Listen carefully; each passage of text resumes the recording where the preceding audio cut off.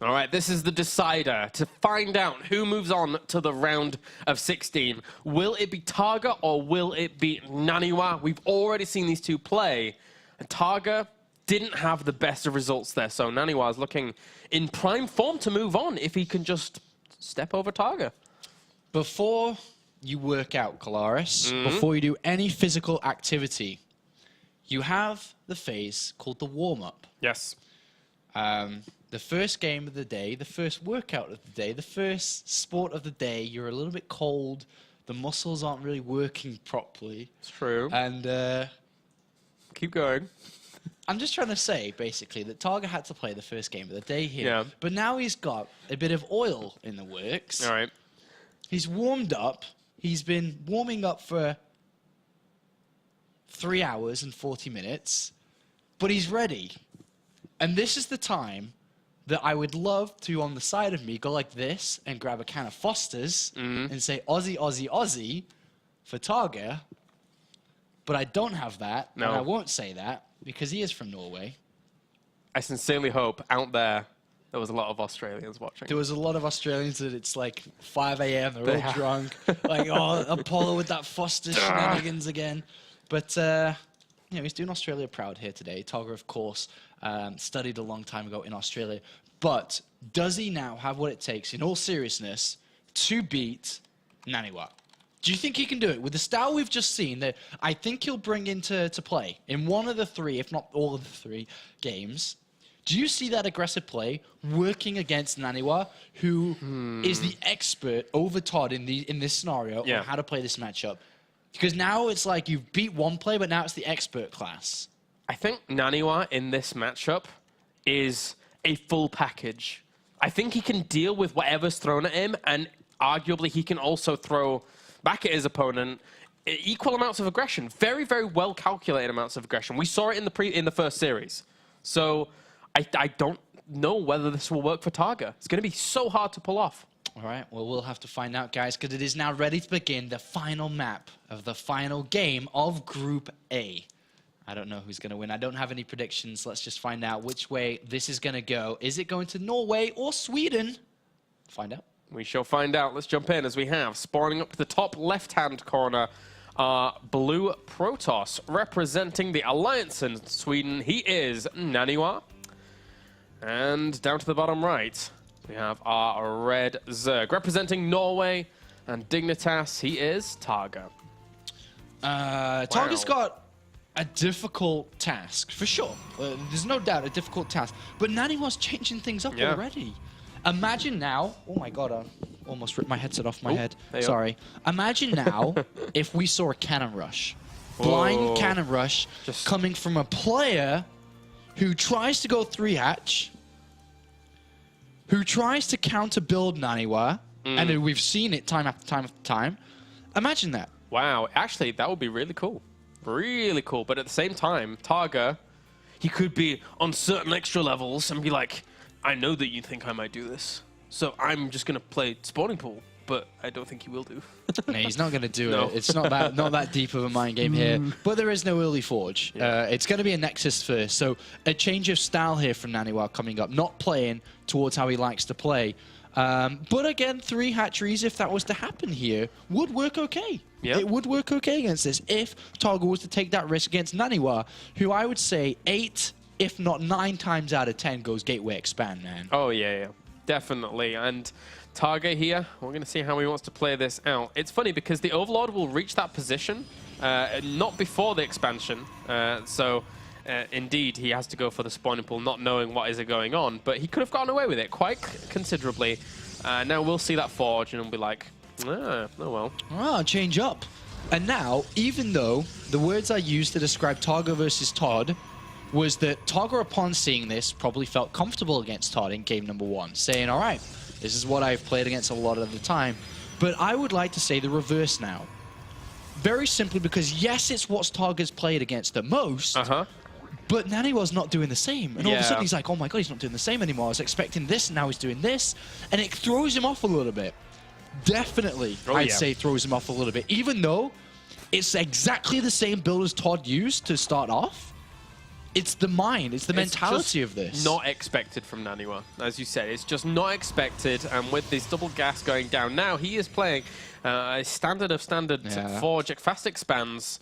And how is TargA going to deal with it? I mean, TargA's got to be like, all right, what's the main reason why he's changed? What is that reason? What does he want to do? And all these thoughts that you're going through kind of tear you away from your plan, and you start thinking too much. Sometimes you overthink too much, and sometimes you make wrong decisions based on overthinking. So this is something which TargA really needs to avoid if he wants to play this game out well. Just go to what you normally do. So 3 hatcheries coming down with no gas, very normal against this build coming out from NaNiwa. He's chasing the probe out, which is always a good find, but there's another one. There is another one. There is another one. He's a sneaky, sneaky ninja, is NaNiwa. As we'll send that out and get confirmation of that third. Very, very important.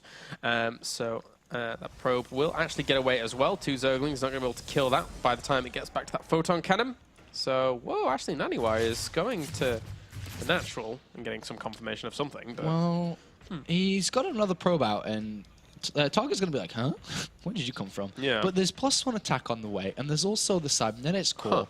And with a probe escaping and going to the left-hand side here, I really feel that NaNiwa very simply may just go for a gate. Oh, no! Robotics facility coming in.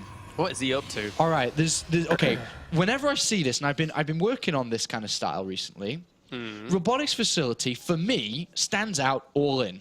Yeah. But there are other builds that do work. There are builds that you can take maybe a 3rd base with an Immortal, the crappy builds that don't really work too well. But it's either an all-in, Immortal all-in, or he goes over to a Warp Prism pretty fast. And then you can play with a Warp Prism quite well, take a 3rd base behind it quite well, because your opponent has to deal with a Warp Prism and you can take a 3rd base behind it. So I wonder what it is. If it's an Observer, I'm going to be like, huh? But the way that it's lining up, with 3 extra gateways coming in, I'm not sure. Okay, Warp Prism. Okay, yeah. But he sees the robo facility being chrono boosted at the back as well. TargA has every single scrap of information he would ever need. And he just identified exactly what I was saying to you guys on stream. He just said it. He's seen everything. He's seen the 3 gateways, the robo, the gases on the natural, everything. He may even see the Warp Prism. He may. And then he sees absolutely 100% everything. The Warp Prism, I don't think, will go detected, unless the Overlord turns around right now. But that Warp Prism is moving out in such a way that it will not be spotted just yet. So, Roach Warren's on the way. He knows that maybe some of the aggression's not coming now, and he has to prepare for that. He's getting the layer, he's getting extra gases, just making sure he has all the options available to him to just deal with this. Yeah, I think NaNiwa will expand behind this, but it's the style I talked about where you do kind of be aggressive yet defensive with the Warp Prism and so on. All right, Statman K. What's NaNiwa's win % against Zerg, actually, so far in WCS? Can you tell me? Interestingly enough, I would have to minimize. Oh, okay, don't do that then. Don't do that then. No. Although, in WCS, it's, if I had to estimate, I think it would be around 12 wins and 7 losses or something like that. It's not as dominant as you would consider it to be, because obviously he had a lot of kills in DreamHack and stuff, but hold the phone here. NaNiwa's putting on a lot of aggression. That's a lot of Zerglings, though, at the same time. Needs to pick up those sentries, and he does get them out. And just trying to kill off these Zerglings where he can. Do have really +1 attack, but not doing the best of things there. Not doing the works. Yeah, so just killing off those Zerglings. And killed off 4 workers. Not a huge result. Yeah, it's Statman K. It's not that high. 58%. 10 and 7. I was close. 12 and 7, 10 and 7. Oh well, close. It's not that high, but still, you know, WCS has been going for a long time now. This includes all tier events, Season 1 as well, where NaNiwa was still kind of learning this new style which we're seeing today, which is really a copy from SOS. The way that he plays is very SOS style. It's like his favorite player. Oh, yeah. He absolutely loves that style.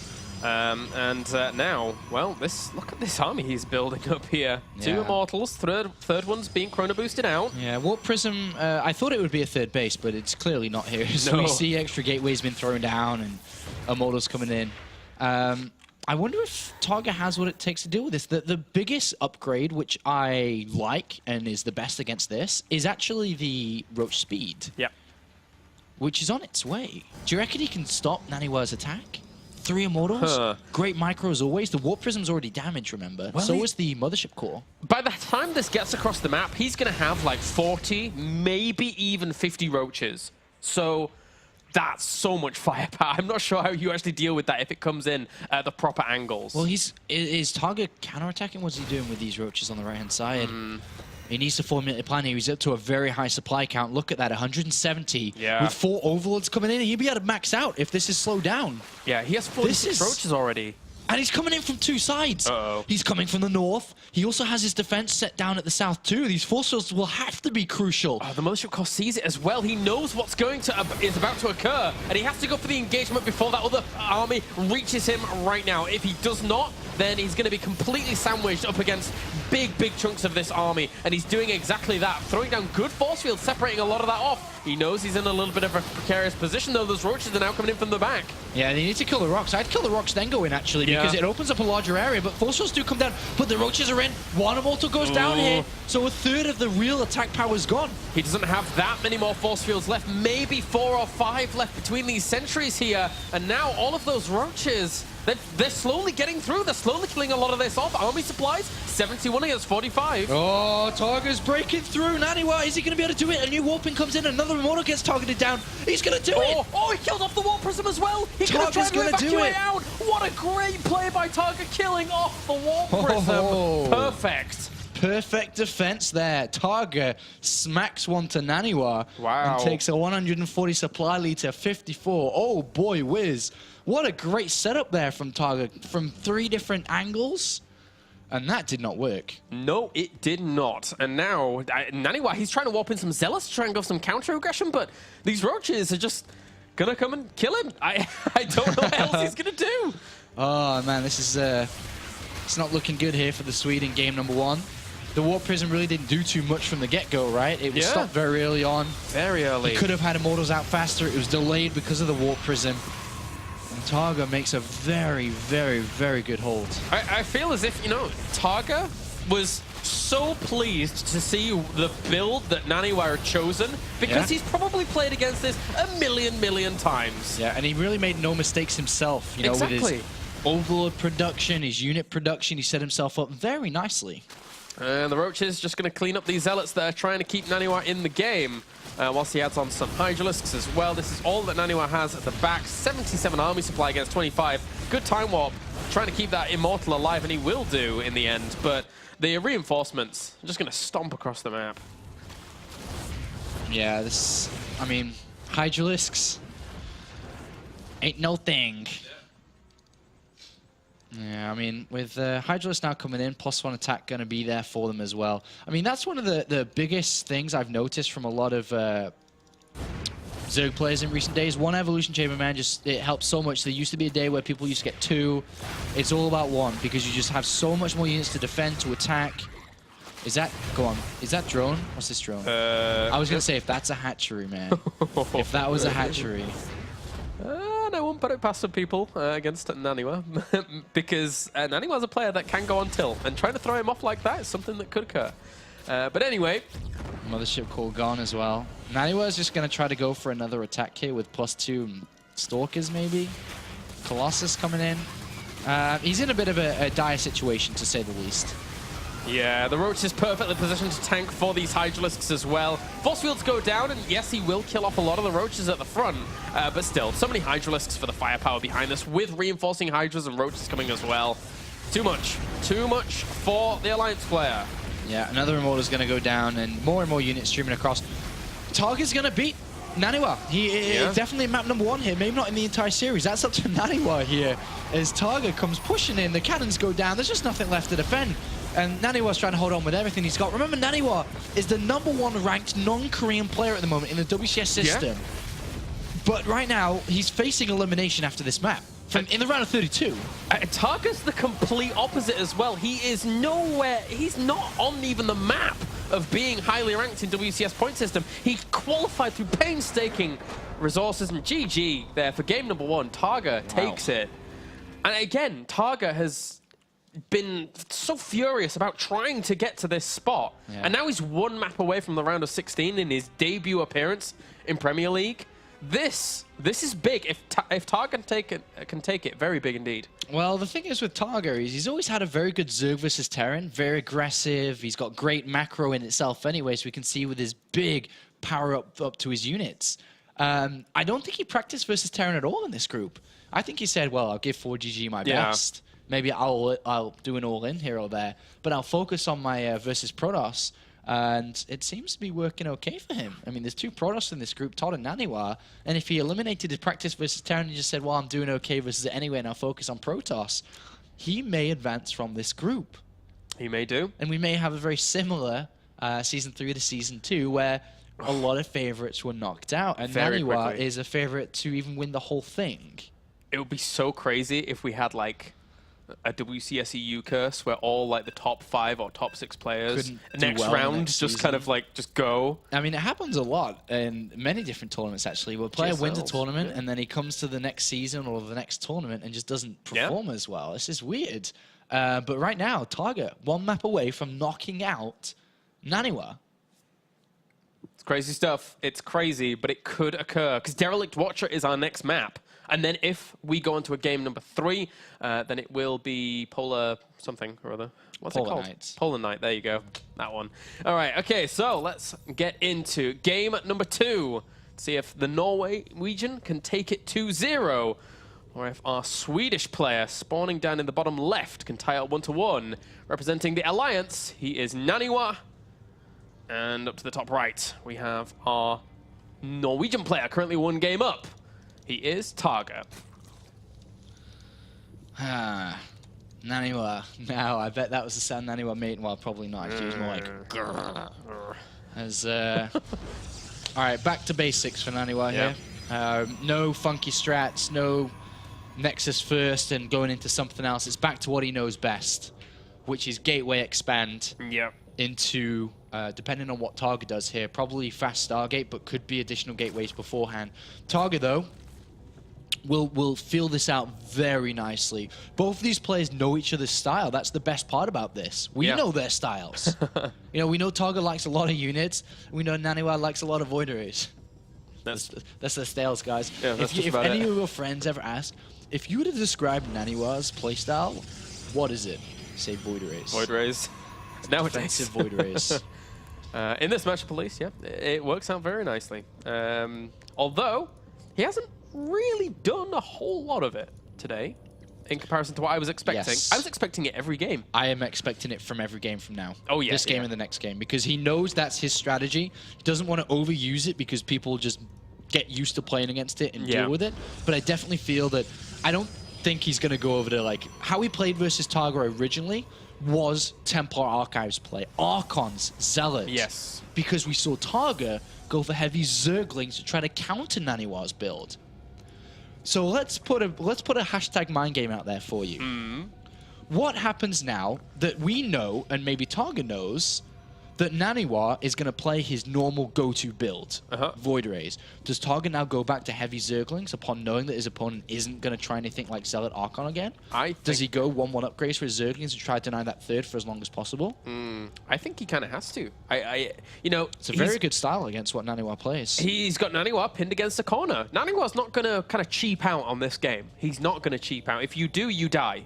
So NaNiwa has to go back to what he knows, and then likewise, TargA's like, right, I've got him pinned. He's got to scramble. He's got to do something about this. Yeah.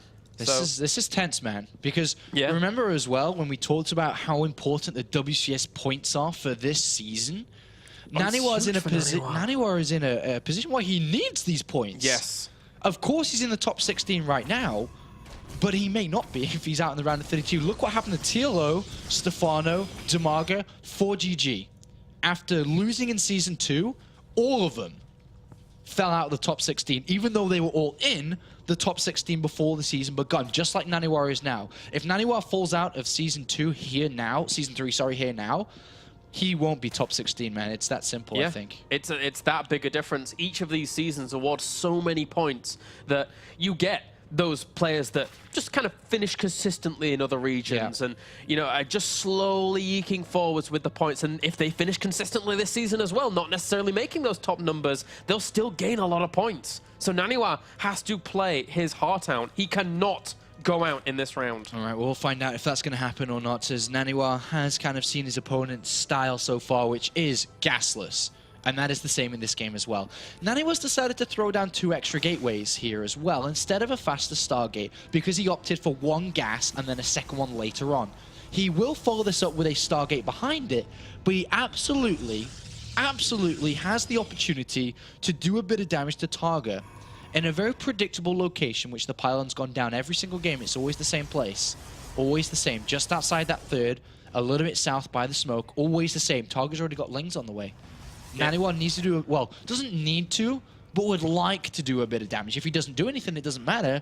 But if he does, he's in the lead. Yep, certainly so. He is warping in 3 Zealots as well. And this warp in has come a little bit quicker here. TargA did not find this pylon as quickly as he did previously. And even a pylon on the high ground as well. Yeah, he's definitely looking to kill this third. Right now, there's a lot of gas in the bank, but you can always play with gas at another stage. You can bank it up, it's fine. Yeah. But if he continues to warp in Zealots, he may be able to destroy this third. There's a lot of Zerglings on the way, though, a lot. Exactly, a lot of Zerglings here, trying for that time warp, trying to slow a lot of this down. Speed is nowhere near completion. Still needs another 40 seconds, loses a Queen. A big pickup already. And he's gonna get this. He's gonna target it. He actually has to take those Zerglings now. He's sacrificing it. He realizes it's dead. He's trying to kill off the reinforcement paths as quickly as possible. But he knows it's dead. NaNiwa's trying to get the best of both worlds here. Trying to get the hatch and as many units as he can. Yeah. TargA's going to all in from this. He's building roaches. He's trying to, and, well, a lot of those Zerglings get slowed down once again. Speed is about to finish 2 seconds away, but the hatchery is going to die to a lone Zealot. Yeah, NaNiwa's just trading so efficiently now. Even if the Zerglings get in there, that's a lot of Zealots. Wow, he's only lost 150 resources worth here at the moment. And one of those was a pylon, I think, so, but anyway. And now the roaches come in, but the Zealots have done so much. The hatchery's gone down. It's just simply 3 gateways, consistently warping in Zealots. It's so simple. It's so simple. And it's worked. It's worked considerably. Look at how cost-effective he's been with these Zealots, killing off a hatchery, killing off a mountain of Zealots. Yeah, he has to roll in from here with roaches. There's like no way he can play from behind from this mission. So the roaches go across the map. I know. But there's already a Void Ray. There's 3 sentries, 4 sentries. 1 Void Ray is just like, hi guys. Hi, would you get out the game, please? Would you please just get out the way so I can go to another round of 16? TargA, please. TargA. TarGA's like, oh no. NaNiwa got really angry. Now he's playing really, really well. Aww. Boo-hoo. Well, okay, these roaches are going to try and make something happen. 13 roaches, 1 Void Ray starts and begins its arduous journey of killing all of these roaches, but there's force fields, so NaNiwa's not going to let this in. You're not coming in this house. Yeah, I mean, even if he did let a couple units in, the Zealots that could kill everything too. The charged up Void Ray, multiple sentries, 1,000 gas basically. He's got 700 gas. He can warp in end on sentries. And he will let units in here. This is not a mistake. He's like letting them in. Yeah, why not? No Look at that, reason trapping to the let them roaches out. too. Trapping him. Killing everything off. That 1 Void Ray superhero. 4 kills. There you go. GG, well played. I mean, yeah, it's that simple, guys. That NaNiwa opened up that game very, very easily and finished it very swiftly as well. And like I said, NaNiwa got a little angry and played a little bit harder and crushed TargA in that game. Very simply, just very, very simply game. And now we get to finish the night as we began, with the same 2 players on the same map. Polar Night. Why not? Why not? Why not? Let's see who's going to win this time, though, as we did see NaNiwa kind of rip his opponent apart in the first series, and he did again there. I think now that the Tetley's advert can play, the no-nonsense Tetley's advert can come in. Anyone from England will get that. Because the no-nonsense is the card's been played. Game 1 was a bit of nonsense, messing around a little bit, trying something a little bit different.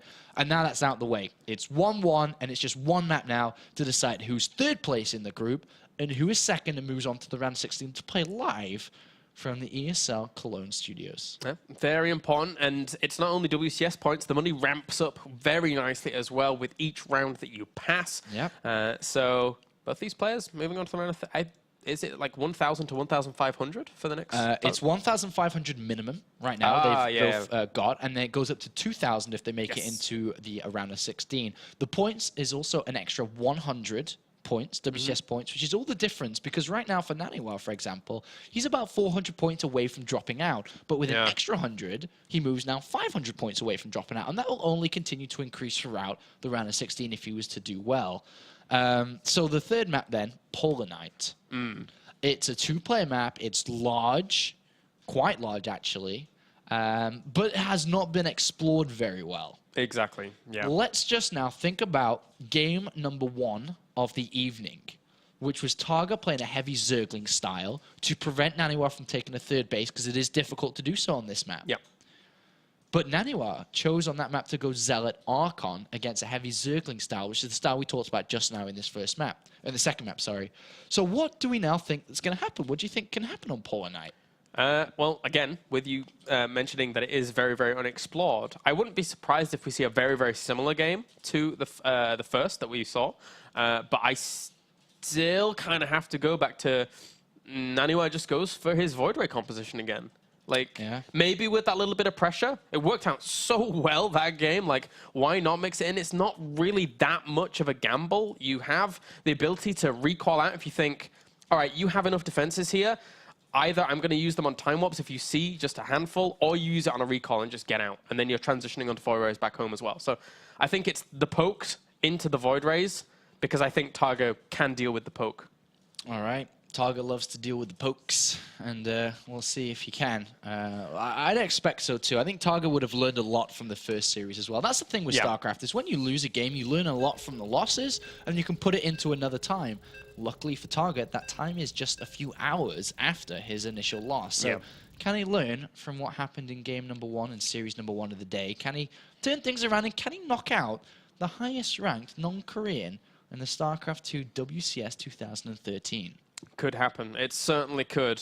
Both of these players, it could go either way. TargA taking that first map showed that there are chinks in NaNiwa's armor, and that could be exploited here as all these players are loaded up and good to go. Polar Night is our map as we started the night off. So let's jump right on in as we have spawning up to the top left-hand corner as our red Protoss representing Sweden and the Alliance. He is NaNiwa, and down to the south. Never mind. All right. GG. I don't know what just happened. Nor do I. Nor do I. Mr. NaNiwa disappears into the night. Yeah. I just keep repeating in my head, it's so weird that NaNiwa, who is the most successful player at the moment in the Europe and North American scene, may not go to BlizzCon if he doesn't win this game.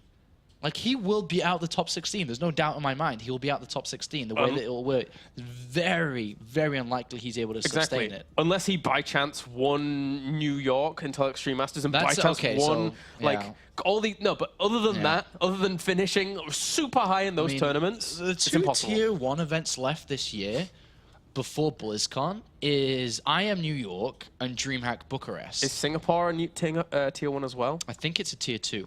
Might be.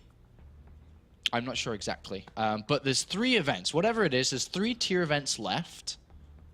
And you need to win them. If you lose here, basically. And that's too much pressure. That's too difficult. That's very difficult to do. And, of course, there's other players that, especially now that the Korean scene is starting to spread out into the Western world, a lot more of those than ever before. Definitely. There's going to be a lot of players attending these. A lot of hard players. It's not as easy as you think to win a tournament, of course. It's very difficult. That's a very good point that you're making there. With the WCS system being how it is and all of these players, you know, gracing us with their presence in America WCS and Europe WCS, we just are seeing more of these stronger Koreans. Jaedong has built himself on foreign events. There's no denying that. Aside from Season 2 and performing very well, very admirably, before that, his points in WCS, the specific season, were rubbish. They were balls. But going to these foreign events, he was in the top 16 with just foreign events or something ridiculous. I mean, very close. Second. Yeah. And he got a lot of tier event points. And funny, he's ranked number 2 in the WCS point system as well, right behind Innovation. So number 2 seems to be a number that is sticking quite close to J-Donk. And I'm sure that will change throughout the rest of the year. I'm quite sure it will, actually. Yeah, probably. But for now, final map between these two players. I don't know who's going to win. I don't have any predictions at all. I have no idea. But I know it should be a good one. It certainly should be. So let's jump on in, guys, to the final map of the night as we have spawning up to the top left. I'm not going to... It's the top position. Keep doing that. Everyone spawns in corners on these maps, but this one isn't. All right, top. We have our blue Zerg representing Dignitas in Norway. He is TargA. And down to the bottom, our red Protoss representing the Alliance and Sweden. He is NaNiwa. And playing in red just fits NaNiwa, by the way. Yes. Darth Sidious style. Darth Sidious. Because this is NaNiwa all over, playing in red. I definitely would love NaNiwa to play a tournament with a hoodie and the hood on. Oh my god. Oh, look out. And then playing in red too. The lightsaber and everything. Imagine if he played in the round of 16 with red lighting behind him, his hood on as well. Oh my god. Oh my god. Can you make this happen at DreamHack? Is that something that can... Wouldn't put it past those crazy guys to play the Darth Vader, the march. Wouldn't put it past them or anything, man. Actually, now that I just said DreamHack, is Bucharest also a tier tournament? It's a tier 1. Okay, so there's 4 potentials. Well, is it New York, Bucharest, Singapore? What else? New York? Yeah, New York, Bucharest, Singapore. And then isn't DreamHack winter before it, or it's after BlizzCon? Oh, it's after BlizzCon, isn't it? Yeah. No, it's not because. Oh, but that means Singapore's after BlizzCon as well, then. When Singapore's after it, so it doesn't even matter about Singapore. There's only 2 events. It's New York then and Bucharest. So I was trying to get to 4 and I ended up getting to 2. Sorry. Nice. Okay. Yeah, I didn't think about the Singapore dates. So, all right. So anyway, looking at this game now, we have triple hatch like a boss, Wow. Coming out from TargA. Why not? He knows NaNiwa's style. He knows his build. Knows this is strong. NaNiwa, though, off a single gas very easily after expanding here, can throw down additional gateways to pressure this. Oh, yeah. The problem is he also had that opportunity in game number 1, but messed up. He didn't do it right because the pylon got picked off too early. It was spotted too early. But, as mentioned, this is a new map. It's a bigger map. There's a lot of places to hide a pylon that Zerg players won't find easily anymore. And I would not put it past NaNiwa to pressure this. Absolutely, when he finds out. Well, he doesn't know what's going on yet, but there's gas before spawn and pull. Even though that delays the spawn and pull, remember the attack doesn't come until quite later on, so he can do this. If you're going to go through hatch, you might as well get an extra reactor as well. Yeah. And he will get Zerg and speed out eventually. And NaNiwa is sending out the probe scout before actually throwing down the Nexus. So he's going to get full... he's actually going to the natural. So he's not going over to the third just yet. But if he checks that and makes sure he does, then he's going to have a lot of information very quickly. TargA's crazy, man. You always got to check if that natural's even there. Or if there's units coming from that natural. Because I remember when he knocked Hero out of DreamHack last year, it was like a slow Zergling all-in. Oh, God, I remember that game. It made me cringe. What was the map called? Was it a green one? No. It was, oh god, I casted it so many times at big events. I forgot the map name. I've done that sometimes. Cloud Kingdom. Yeah, Cloud Kingdom. What? You forgot Cloud Kingdom? Yeah, I forgot that name. Oh yeah, it was Cloud Kingdom. Oh god, I remember now. So NaNiwa knows what he's playing against and is throwing down 2 gateways. Does he throw down another one though? He's built a sentry behind this, so it's taking a bit of his minerals. Look at this probe chilling out down here as well. Yeah, he definitely got to throw it a pylon, man. There's no way you can just let someone do this to you. You gotta... Well, he's going to try. These Zerglings trying to reinforce this, knowing that, hey, I have taken this third hatchery. I need to make some Zerglings to protect it. That would be very good. But even if he doesn't do anything, it's also smart because it is a mind game thing, because there's no drones being made. 23 and only a bunch of Zerglings, because he's expecting NaNiwa to do this. There's an overlord inside the main base trying to get some more information, who sees the gateways, sees the Stargate being added on. Oh, the Zerglings are going to see the pylon instantly. And they can get the probe here too, which is the most important part. Oh, it's trapped. Wow. Not going to pressure this thing, and we should see drones begin now. Well, as I said before, I think that TargA will deal with the poke, and I think he's dealt with the poke. But he's not building drones, Claris. He's building Zerglings. I think there's no way he's going to pressure after this. Wait a minute. What is he building after these overlords finish? Okay.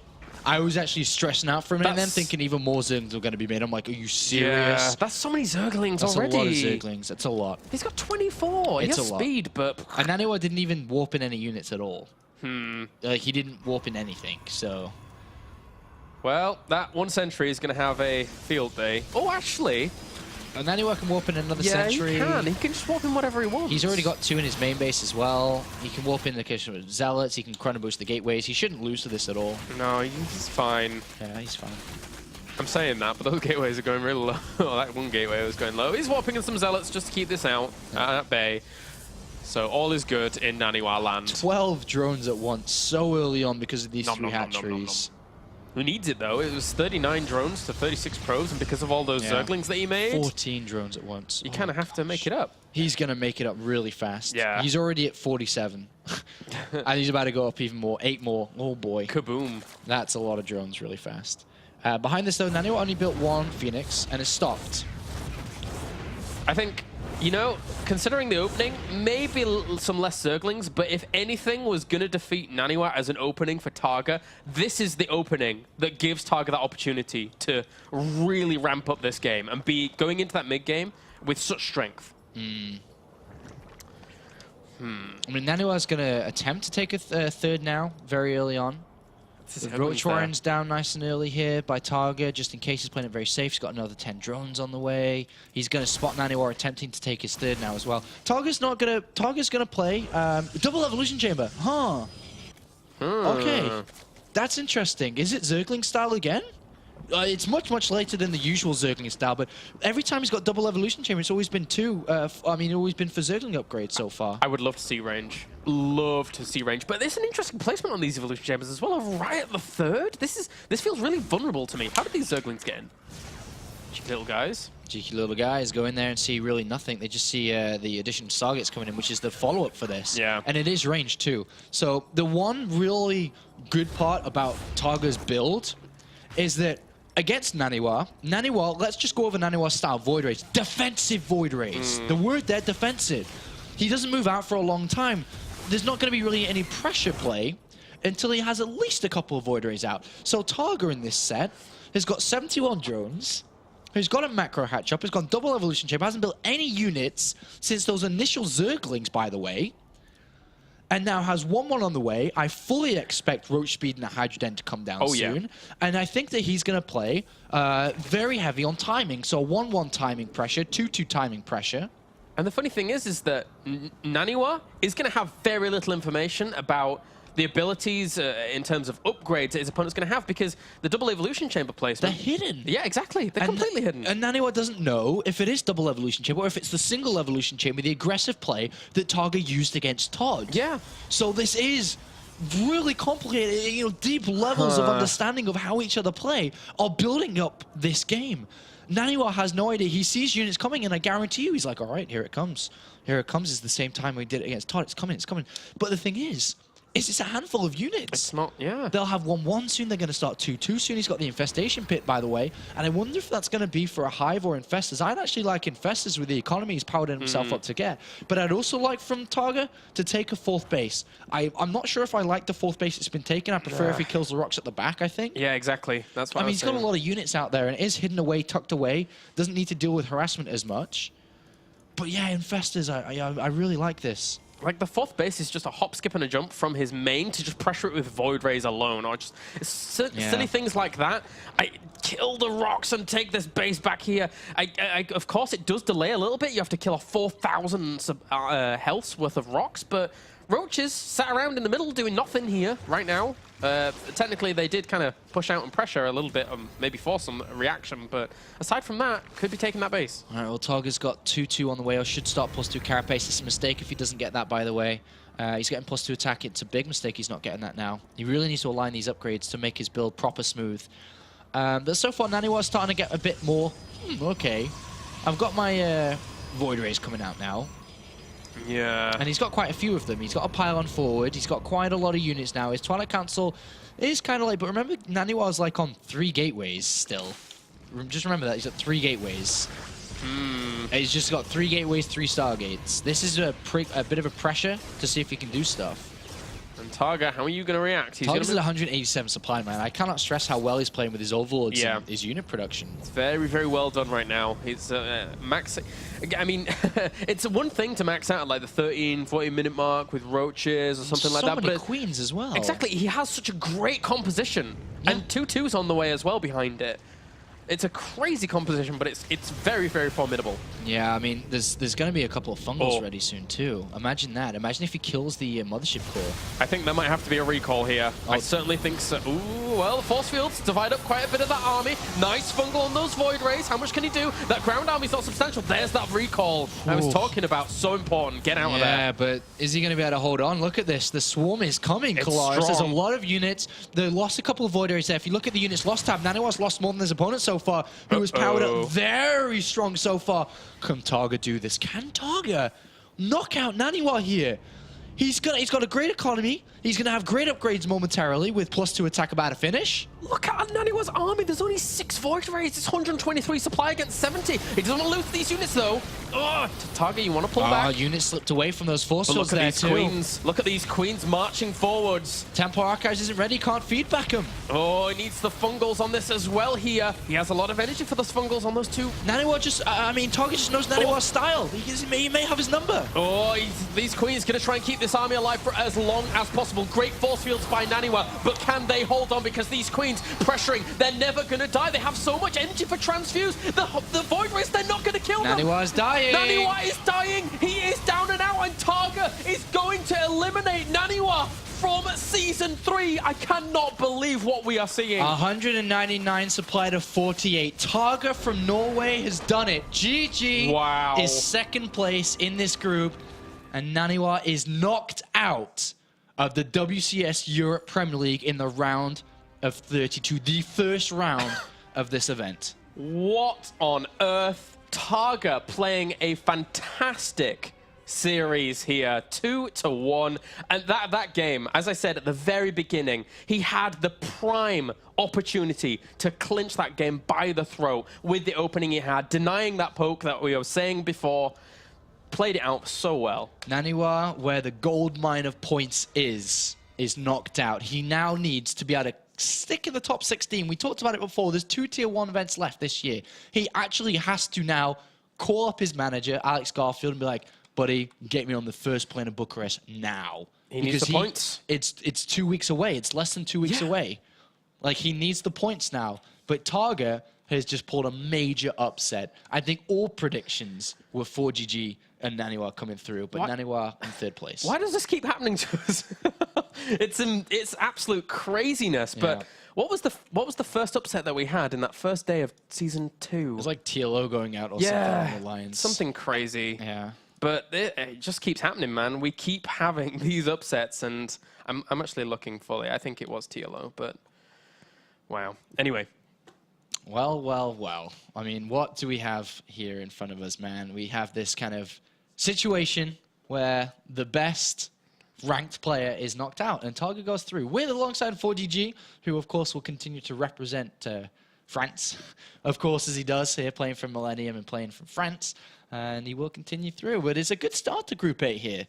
An interesting start, just continuing the Season 2 trends of the Europe Premier League, where upsets happen and craziness happens. I mean, I didn't expect that at all. I didn't expect that at all. In Season 2, we had things that we didn't expect either. But momentarily, we will be going into an interview with TargA, just like Season 2. So we'll be having a couple of words with him shortly to just kind of get his feelings. He's just accomplished something pretty big here. Oh, yeah. Something pretty big indeed. He's the lowest ranked player of the group. He's one of the lowest ranked players in the entire of WCS as well, being his debut into the Premier League and having not done anything really major in tier events either. So this is big for him. And the funny thing is if, for example, let's just put it out there. I know it's really deep on what we're saying and thinking, but if TargA was to win Premier League, was to top 2 season finals, he's actually top 16 now. It's actually possible to do so with the amount of points on the line. It's a lot. You get 1,500 from Tier 1 from this, and I think it's 3,000 for first place at the season finals. That's 4,500 in one season. That's like up there. That's like That's third. like third place straight away. If you were able to win both of those. So TargA just does it all. just TargA does it all. The year of TargA happens, where TargA finally just goes crazy and is able to do this. So, all right. well, what kind of questions are we going to ask TargA? I don't know. I've got plenty. Okay. I'm on it. Okay. All right. Okay, guys. We're going to go to a short commercial break, and then when we are back, we are going to have an interview with the victor, Mr. Dignitas TargA.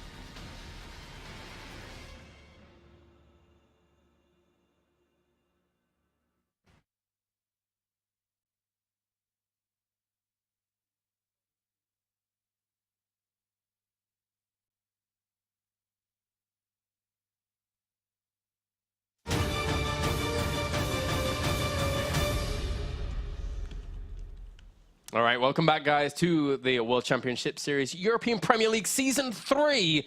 We are on the line with none other than TargA himself. TargA, how you doing, man? Pretty good now. That's about it. I can imagine so. Okay, so my first question is, coming into this group, obviously you had NaNiwa to prepare for as your first opponent. Did you know thoroughly NaNiwa's play style, and how did you prepare in response to that? I had a pretty good idea of how he played, and he had the same from me. If you saw the first two games, it's like direct blind counter of a style that I've been playing around with quite a bit, because me and NaNiwa used to practice before he went to Korea. So there's a lot of blind countering, well, I just watched his games from WCS, and just prepared mentally of how I should stop him and so on. I obviously failed like hell in the first two games, but it worked now. Did you put much thought into practice versus Terran? Because right now in WCS you actually have quite a high win percentage against Terran, if you knew that or not. Or did you just focus purely on the Protoss players that you'd probably have to face? I focused on everybody. I wasn't too sure that I was going to beat NaNiwa, and I thought that Todd would actually beat 4GG because he was a bit confident when I talked to him previously, and so I prepared two builds for 4GG, and I would have loved to show them because both of them are pretty insane, but I'm gonna save them for later. Okay, then. I like that. I like that a lot. So, in terms of the last series against NaNiwa, After the first series, obviously, not going as well as you would have hoped, can you run us through the second series? Because there was a lot of back and forth there as well. Well, the first game on Belcher, he was doing like the Warp Prism Immortal. I played tons against it, so I knew exactly how to stop it. Yep. And on the second game, I thought he was gonna fake like a 3-gate pressure, and just to get me to overcommit on units. So I was very hesitant to making units. Like I really wanted to make drones, but yeah, he just tricked me. And the last game, this style that he's been playing it for quite a bit, and obviously all the Protosses start copying it. And MC was copying it when I played him on the European ladder. And after the game, he asked me if I wanted some tips, because I was obviously struggling against it. And well, he just told me make roaches, queens, and infestors, and it's almost impossible for the Protoss to stop if you attack when you're maxed out. So yeah, I was really happy that MC gave me that tip. Yeah, it looked really convincing in Game 3 there. Yeah. So you made it through, so of course congratulations to the round of 16 in your debut of the Premier League. Coming into WCS Premier League, did you like have any self expectations, or is it like step by step? What's your thought process when it comes to that?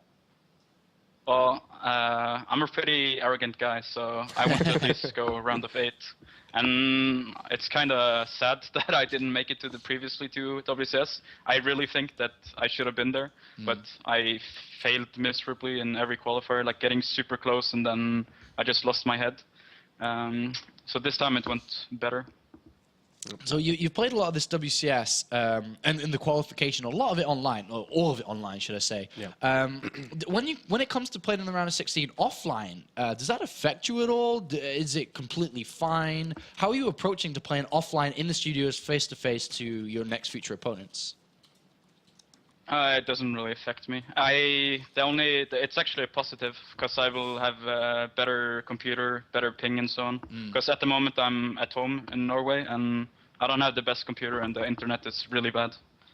Doesn't Norway have as good For internet me, as it's Sweden? all positive. No. No? Norway has bad internet?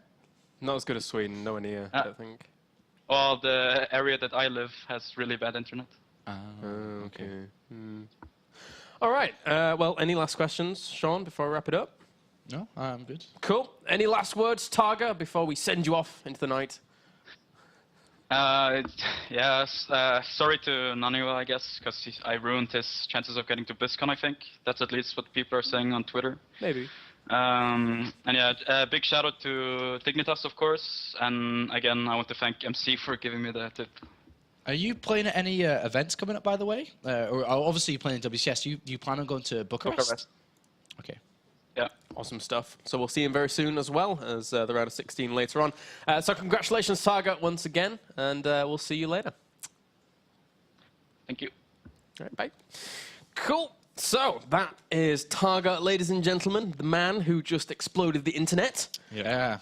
He did pretty well for himself. He did very well for himself. And that wraps up Group A, Week 1, Day 1 of the round of 32. We'll be back tomorrow, though, with Group B. And I actually quite like Group B. I don't think I like it as much as Group A. Today was a really special group, I think, because it was really close. I knew that upsets could be happening. But tomorrow's group has the reigning European champion in it. Oh, it does. It does. Duck Duck, he won all of our hearts during Season 2, and he goes up against Happy, Sase, and TLO. Three players that are very, very hungry, as they've all had interesting roads in the past season, at least. Happy, the most consistent, being in each season so far. Duck Duck, the reigning champion. Sase makes his return back to the Premier League after being absent in Season 2. And, of course, TLO is back once again to fight to see if he can continue and extend his run to get the points, because he's not too far at that round of 16 either. Yeah, I'm sure a lot of people here want to see TLO advance onto the round of 16. When I say here, I mean in this general area that is Germany, as they would like to cheer him on during that round of 16. But also don't forget, guys, right after this, I think maybe in an hour or two, there is WCS America Challenger League going on. And if I can remember the players correctly, it's Neeb, Drunken Boy, Hello Kitty, and Vibe. So make sure to tune in to WCS America as well. That's right. So that does it here in Europe for tonight. We'll be back tomorrow at the same time, same place, 6 p.m. local time here in Germany. See you then.